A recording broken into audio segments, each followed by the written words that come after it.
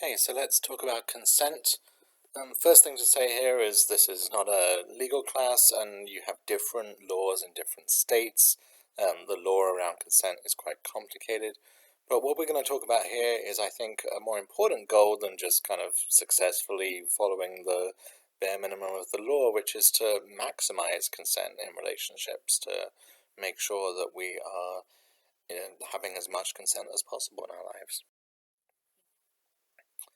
So let's talk about some of the things that are not consent but are often presented as consent within rape culture.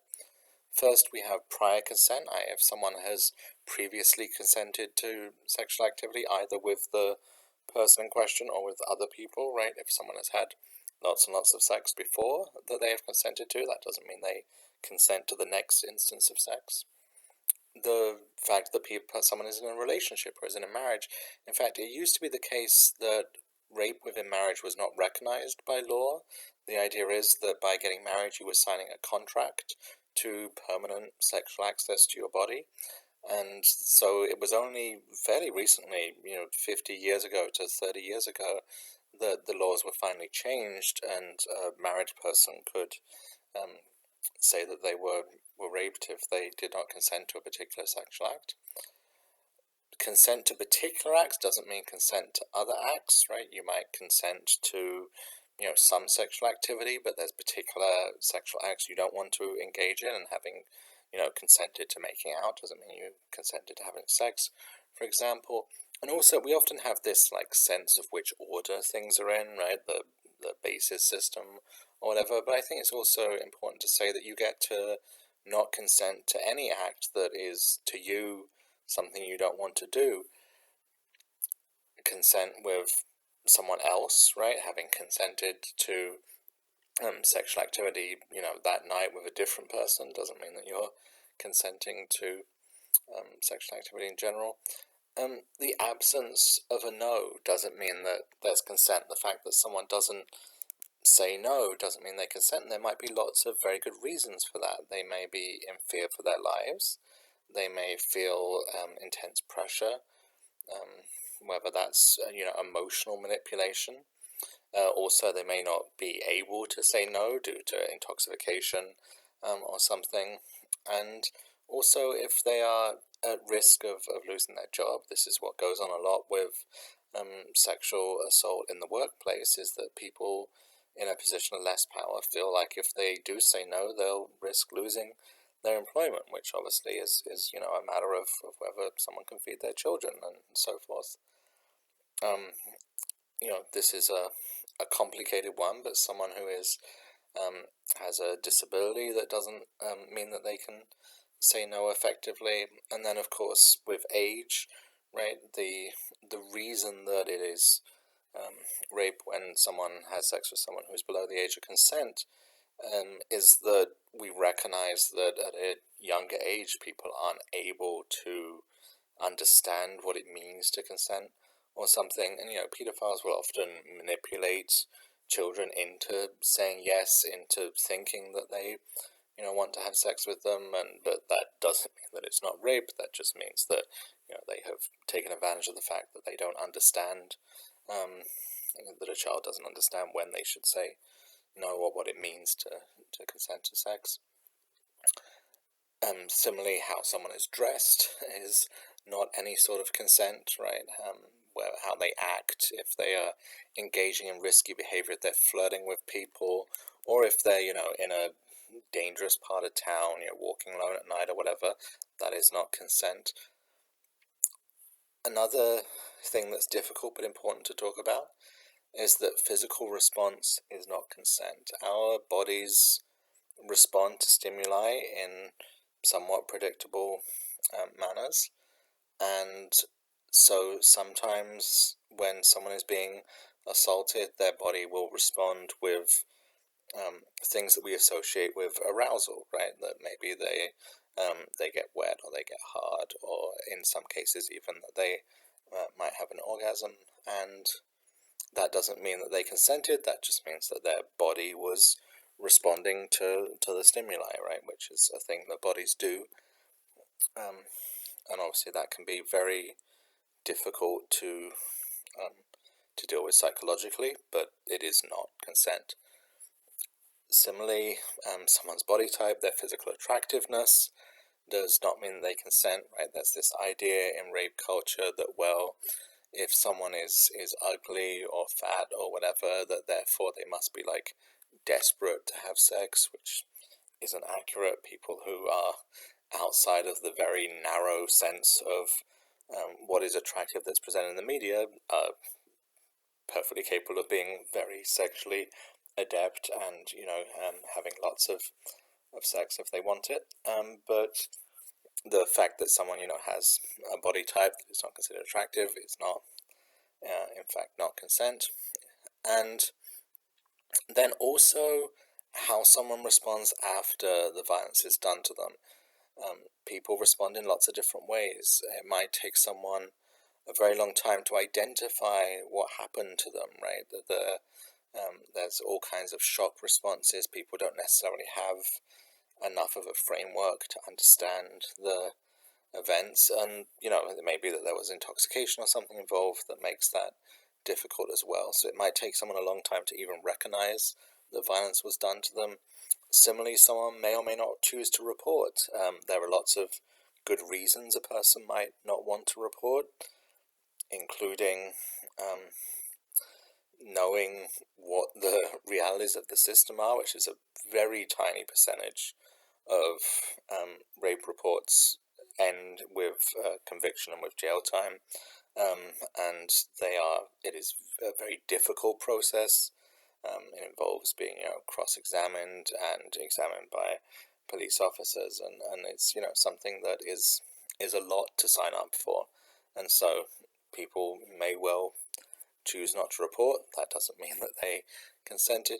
Also, future consent. Someone in a situation where they are in an abusive relationship may, after they have been raped, may consent to sex in the future with that person if they're in a relationship, and that doesn't mean that the person didn't rape them in the past. And also, people have a full range of emotional reaction. Someone might express, sadness afterwards. Someone might express anger. Someone might express very little emotional response. Their emotions may be very suppressed, where they are not able to feel an emotional reaction. That's the response they have. People may respond with humor to their experience as a defense mechanism. So people can have all kinds of emotional reactions. That doesn't mean that they consented.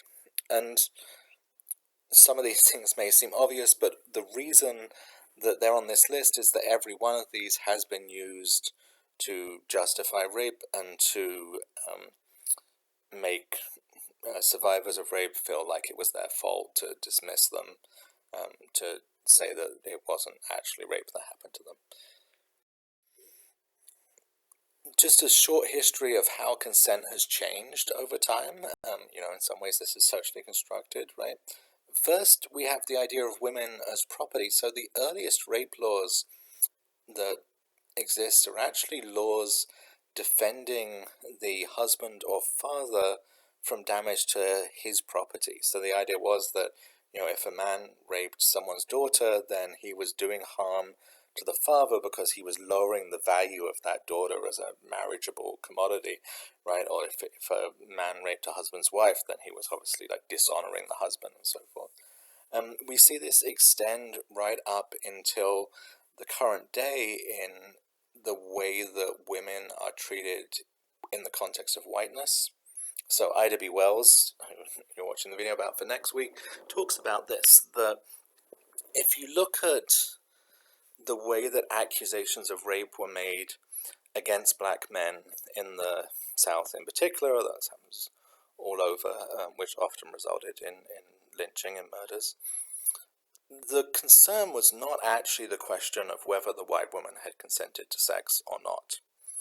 And in some of those cases, perhaps she had, right? Certainly, sex between black men and white women is a thing that happens ever. It's consensual sex. Similarly, in some cases, perhaps he had in fact raped her, right? There are black men who have raped women. In fact, as I mentioned in one of the other videos, there's no evidence that rape is more likely in any particular racial group. And in some cases, like, they didn't even know each other, right? In some cases, they were maybe just being friendly. In some cases, it was just a case of, completely had no connection at all. But none of that was something that the lynchers cared about, right? It's not that there was, some kind of trial and they were just like bad at it. It's in fact they didn't care at all what had happened, because the way they understood it, the white women belonged to them, to white men.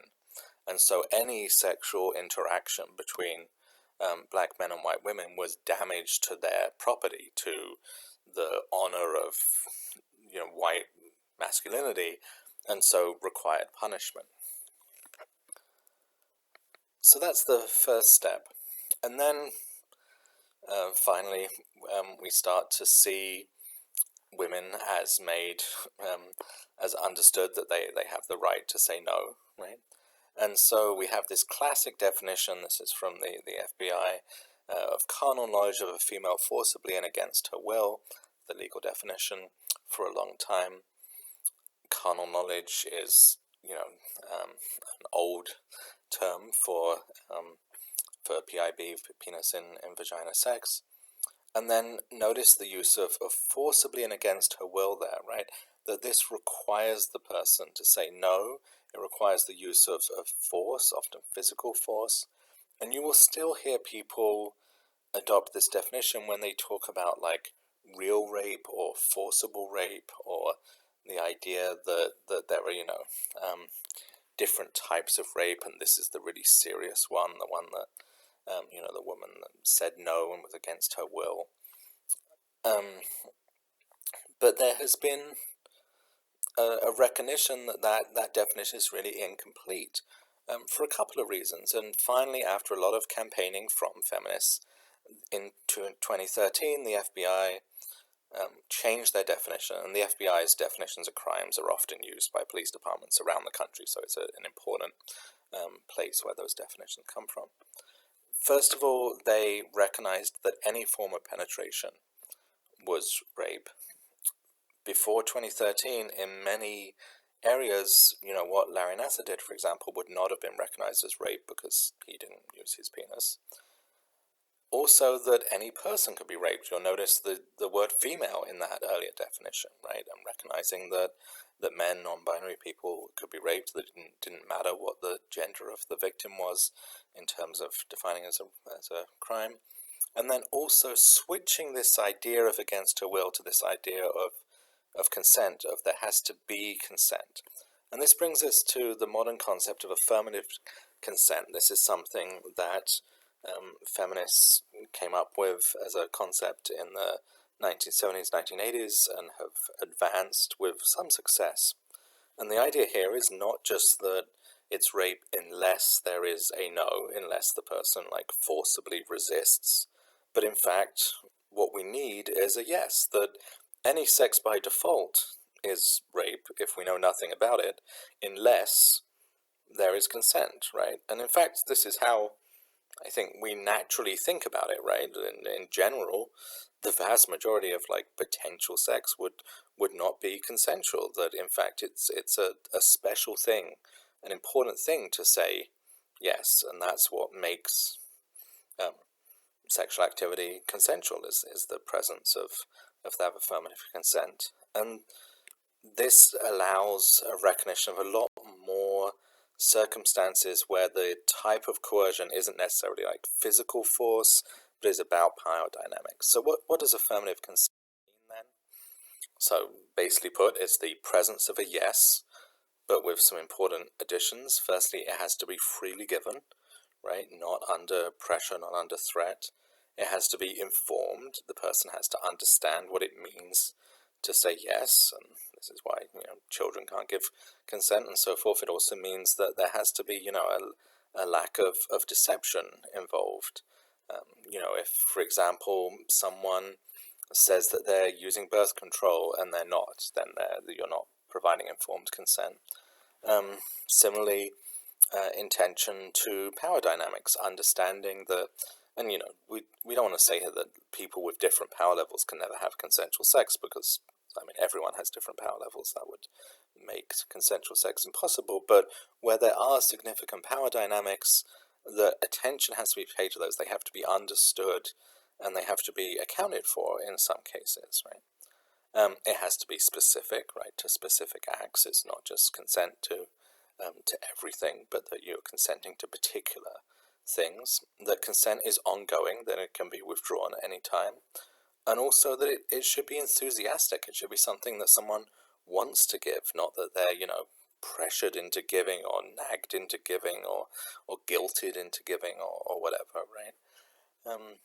And so the idea of affirmative consent is to turn around from a view that sees, in particular, women's bodies as just always accessible by men, except in the rare cases that a woman actively says no, to instead saying that what we want to see is a high standard for positive, freely given, enthusiastic consent in the cases that we do recognize that sex as a positive and good thing.